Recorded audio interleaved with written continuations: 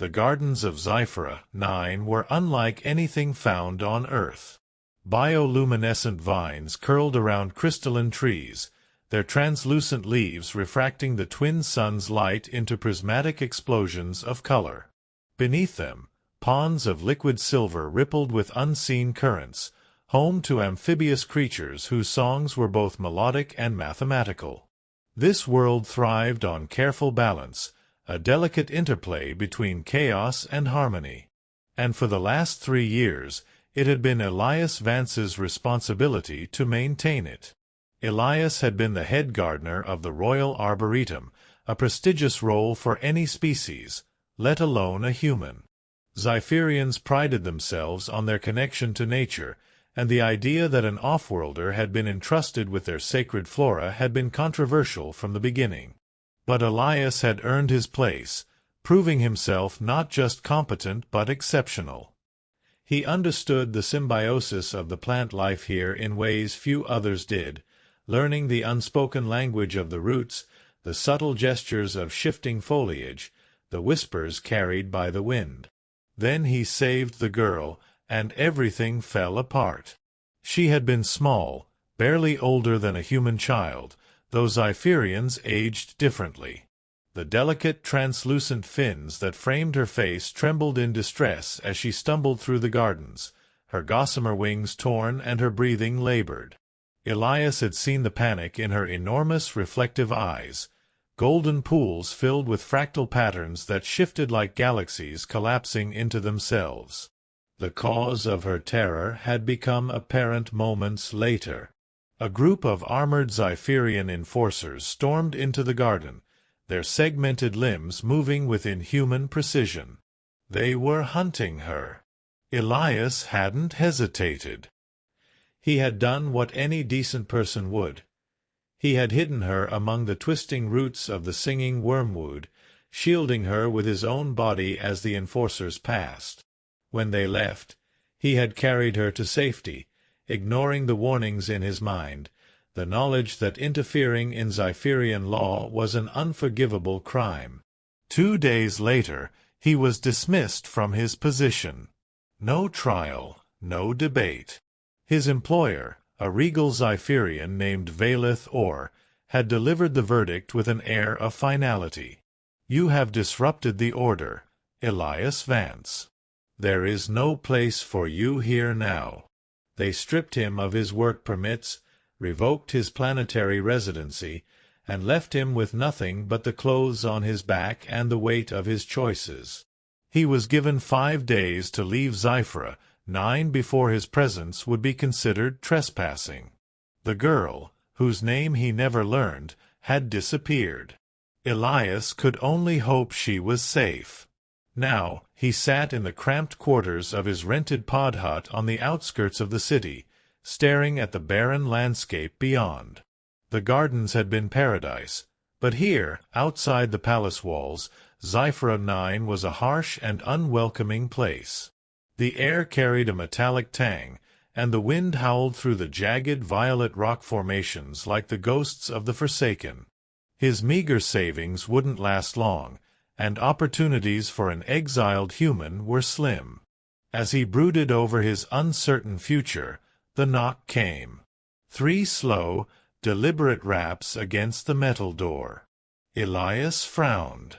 No one ever visited him. Not anymore. He hesitated before standing, his pulse quickening. The Zypherians didn't bother with door-knocking. They simply entered. Which meant, whoever this was, they weren't official. He pressed his palm to the panel, and the door slid open. A hooded figure stood before him, shrouded in shadows despite the artificial light. And though their face was obscured, Elias felt it, the unspoken urgency, the weight of something far greater than himself looming on the threshold. Elias Vance, the figure murmured, voice barely more than a breath. You need to come with me. Now. And just like that, the moment of stillness shattered. The story was far from over. Elias didn't have time to ask questions. The urgency in the hooded figure's voice left no room for hesitation.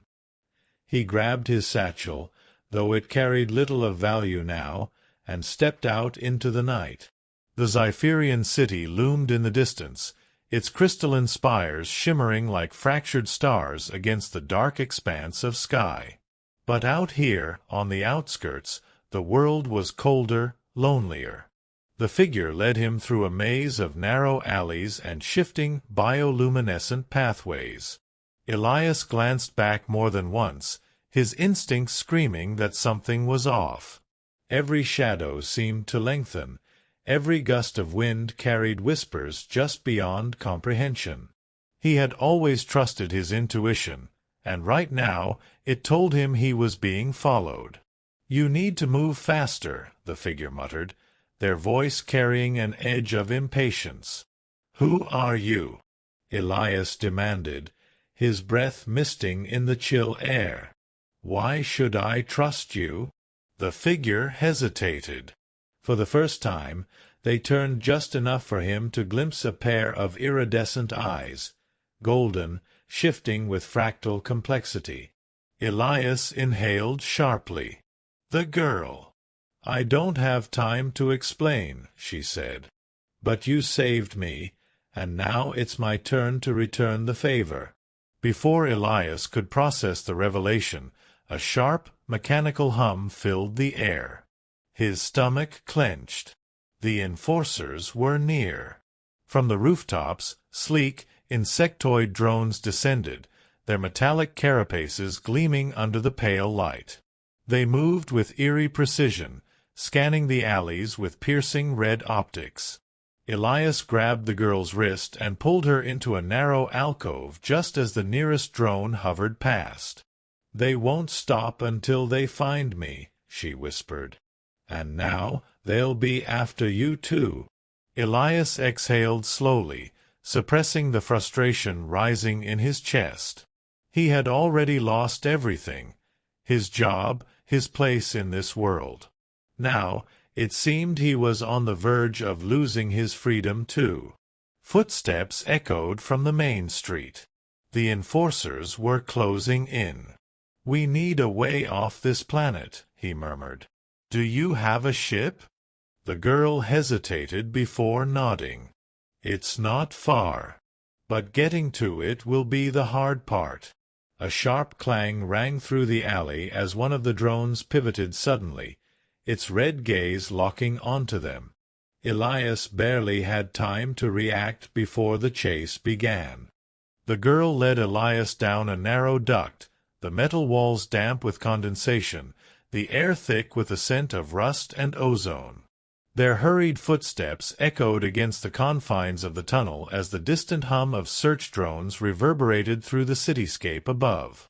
Elias's breath was ragged, his heart pounding against his ribs. "Where are we going?" he whispered, barely able to see more than a few feet ahead. The girl didn't answer immediately. She pressed forward until the tunnel widened into a cavernous chamber lined with bioluminescent moss. Small, flickering lights pulsed across the ceiling like artificial stars, casting an eerie glow over the space. A collection of tattered cushions and crates were scattered in the corners, evidence that this place had been used before. She turned to face him, golden eyes scanning his face. "We should be safe here, at least for a while." Elias leaned against the cold wall, exhaling sharply. "You keep saying that. But how long before they find us again?" She hesitated, shifting her weight. "Not long, if we don't move carefully. But I have contacts, people who can help." Elias narrowed his eyes. "People? Who?" The girl took a deep breath. "Smugglers. They owe me a favor." Elias felt a twinge of unease. Smugglers weren't exactly the most trustworthy allies. But then again, they didn't have many options left. Before he could respond, a distant clatter echoed through the tunnel. Both of them tensed. The girl's fingers brushed the hilt of a small blade hidden beneath her cloak. "We're not alone." Elias reached for the makeshift weapon he carried, a rusted pipe he had snatched earlier in their escape. The silence stretched between them, thick and suffocating. A shadow flickered at the tunnel's entrance. Then came the voice, low and deliberate. "You're late." Elias turned sharply, gripping his weapon tighter. A hooded figure stepped into the dim light, their face obscured but their stance unmistakably poised for negotiation or confrontation. The girl straightened. "We ran into complications." The figure let out a quiet chuckle. "I heard. The whole city's looking for you." Elias swallowed hard. He wasn't sure if this new arrival was a savior or the beginning of a new threat. Elias tightened his grip on the rusted pipe, his muscles tensed as he gauged the hooded figure standing before them. The girl remained still, unreadable, but her fingers twitched slightly at her side, ready to react. The figure chuckled again, stepping closer into the dim light. "Relax. If I wanted you dead, you wouldn't have made it this far." Elias wasn't convinced. "Then what do you want?" The figure tilted their head. "Depends. What are you willing to trade for safe passage off this planet?" The girl exhaled sharply, frustration evident in the set of her jaw. "We had a deal." "Deals change." The figure's voice was smooth, practiced. "Especially when there's a price on your head that could set someone up for life." Elias felt the weight of the words settle in his gut. This was the moment. Trust or betrayal? He shot a glance at the girl, who met his gaze with steady resolve. "Fine," she said. "Name your price." The figure hesitated for a fraction of a second, then extended a gloved hand. "The location of the Resistance hideout." A cold silence filled the cavernous refuge. Elias could feel his heartbeat in his throat. "That's not an option," the girl said, her voice quiet but firm. The hooded figure sighed. "Then I guess we have a problem." A sharp metallic click echoed through the space. Elias recognized the sound immediately, a weapon being primed. Before anyone could move, a red light flickered in the distance. The enforcers had found them. The figure swore under their breath. "Looks like we're out of time." Elias didn't wait. He grabbed the girl's wrist and ran. The tunnel trembled as the enforcers closed in. Elias's breath was ragged, his grip on the girl's wrist tightening as they dashed through the winding passageways. The hooded figure was nowhere to be seen, but it hardly mattered now. Betrayal had already poisoned the air between them. "Keep moving," the girl urged, her voice barely audible over the growing rumble of approaching boots. Elias spotted a narrow maintenance hatch ahead and lunged for it, wrenching it open. They scrambled through just as a barrage of gunfire ricocheted against the metal walls behind them. The heat singed Elias's arm, but he pushed forward, ignoring the pain. The passage led to a desolate loading bay overlooking the vast, neon-lit sprawl of the city. A single hovercraft sat idle on the platform, its hull worn and patched with makeshift repairs. It was their only chance.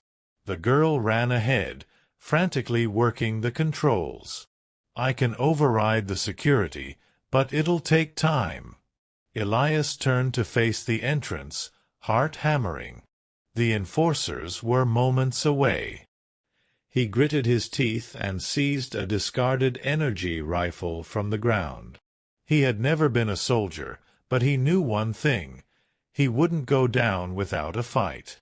The first enforcer appeared, weapon raised. Elias fired first. The recoil nearly sent him stumbling, but the shot hit its mark, knocking the soldier back.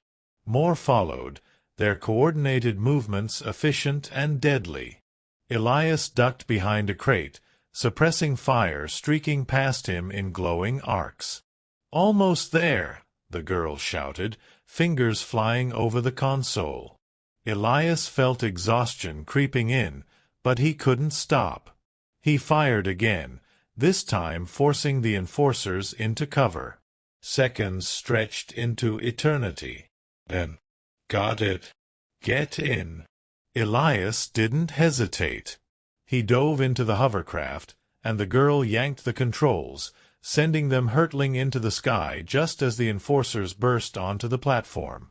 Bullets and plasma rounds chased them into the night, but they were out of reach now, ascending into the endless void. As the city shrank below them, Elias let out a long breath. The girl slumped back in the pilot's chair, exhaustion etched into her features. "We made it," she murmured. Elias exhaled, a weary smile tugging at his lips. "For now." Silence settled between them, heavy with everything they had lost and everything that lay ahead. The fight wasn't over. But for the first time in a long while, Elias felt something close to hope. The stars stretched before them, endless and waiting. And so they flew.